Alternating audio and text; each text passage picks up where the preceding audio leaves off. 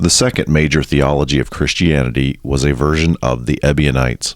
This theology was very similar to the Johannine theology. However, unlike the Johannine theology, the Ebionites followed version 2 of Revelation. Version 1 of Revelation introduced the idea of the trial, death, descent into hell, and resurrection of the Logos. Along with the concept of two witnesses, all of these ideas would make their way into the later theologies. Revelation version 2 introduced the virgin birth. This idea was rejected by most theologians and was relegated to obscurity for several decades. A great sign appeared in heaven, a woman clothed with the sun, with the moon under her feet, and a crown of 12 stars on her head. She was pregnant and cried out in pain as she was about to give birth. Then another sign appeared in heaven, an enormous red dragon. The dragon stood in front of the woman who was about to give birth, so that it might devour her child the moment he was born. She gave birth to a son, a male child, who will rule all the nations with an iron scepter, and her child was snatched up to God and to his throne. The woman fled into the wilderness to a place prepared for her by God, where she might be taken care of for 1260 days. Then war broke out in heaven. Michael and his angels fought against the dragon, and the dragon and his angels fought back. But he was not strong enough, and they lost their place in heaven. He was hurled to the earth, and his angels with him. When the dragon saw that he had been hurled to the earth, he pursued the woman who had given birth to the male child. The woman was given the two wings of a great eagle, so that she might fly to a place prepared for her in the wilderness, where she would be taken care of for a time, times, and a half time, out of the serpent's reach. Then the dragon was enraged at the woman and went off to wage war against the rest of her offspring, those who keep God's commands and hold fast their testimony about Jesus. The entire allegory in Revelation chapter 12, derived from an eclipse, is the birth story of Jesus. The woman with the crown of 12 stars eventually became Mary. The crown of 12 stars itself was a reference to the 12 tribes. The dragon eventually became Herod. Herod is said to have attempted to kill Jesus by slaughtering all the infants. However, just as in the Revelation 12 story, Mary was able to escape. There are two indicators here that would suggest that the Gospel of James is the first book of the Ebionites.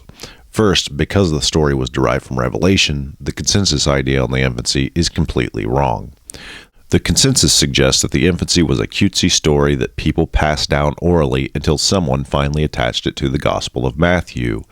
However, since this story is derived from an eclipse allegory, it would suggest that the story is a cornerstone of a theology. It is not an accidental story. It is not a story that slowly developed over time, passed down until someone placed it in their book. It is a major aspect of whatever theology divined it. Secondly, only the Gospel of James suggests that Jesus vanished. She gave birth to a son, a male child, who will rule all the nations with an iron scepter, and her child was snatched up to God and to his throne. And later, the woman fled into the wilderness to a place prepared for her by God, where she might be taken care of for 1260 days. In the Gospel of James it states, "And when Mary heard that all the children were being destroyed, she was afraid, and took the child and wrapped him up and put him in a stall of cows."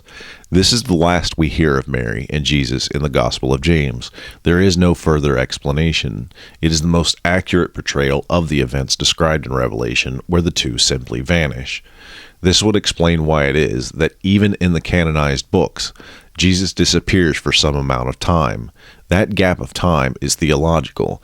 Jesus was originally not on earth during this period. He was simply born, vanished, and reappeared some years later. Now, there are two primary objections to the Gospel of James being so early. First, that James mentions virgins, and it is assumed that the author of James must be familiar with the Vestal Virgins of Rome. James 6:1 states, "And she made a sanctuary in her bedchamber, and suffered nothing common or unclean to pass through it. And she called for the daughters of the Hebrews that were undefiled, and they carried her hither and thither." In other words, Hebrew virgins were called upon to take care of Mary. The reason they had to be virgins was stated in the previous passage. Anna suffered nothing common or unclean to pass through the bedchamber. This passage does not give a suggestion as to where the virgins came from, only that they were young women or virgins of Hebrew descent. James 7:2 states, "And the child became 3 years old, and Joachim said, Call for the daughters of the Hebrews that are undefiled, and let them take every one a lamp, and let them be burning, and the child turn not backwards, and her heart be taken captive away from the temple of the Lord. And they did so until they were gone up into the temple of the Lord. This passage is probably the source of the Vestal Virgin assumption. Again, just as in the previous passage, the author talks about undefiled daughters of the Hebrews, and again, this is probably a statement saying that Mary did not have to deal with anything considered unclean. The existence of the undefiled daughters only indicates that there were impure or defiled daughters of the Hebrews as well. James 10:1 states, "Now there was a council of the priests, and they said, Let us make a veil for the temple of the Lord. And the priests said, Call unto me pure virgins of the tribe of David. And the officers departed and sought and found 7 virgins. And the priests called to mind the child Mary, that she was of the tribe of David, and was undefiled before God. And the officers went and fetched her." This time, because the task was of theological importance, the priests called for pure or undefiled virgins of the tribe of David. Unlike the previous passages, this passage certainly gives every indication that the priests had to go out and locate the virgins rather than simply go to a location at the temple. Secondly, again, unlike the first 2 occasions, these virgins had to be from the tribe of David rather than the Hebrews in general.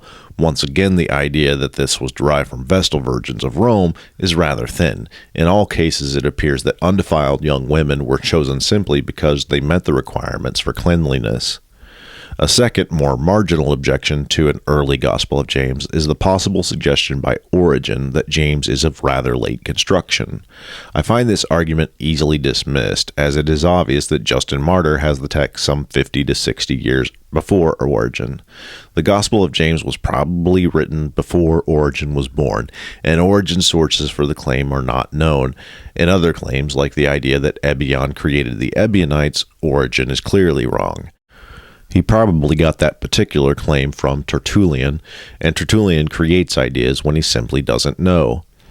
In regards to other texts of the Ebionites, it is likely that the first Ebionites followed the Gospel of John, the Gospel of Nicodemus, and the Acts of Pilate.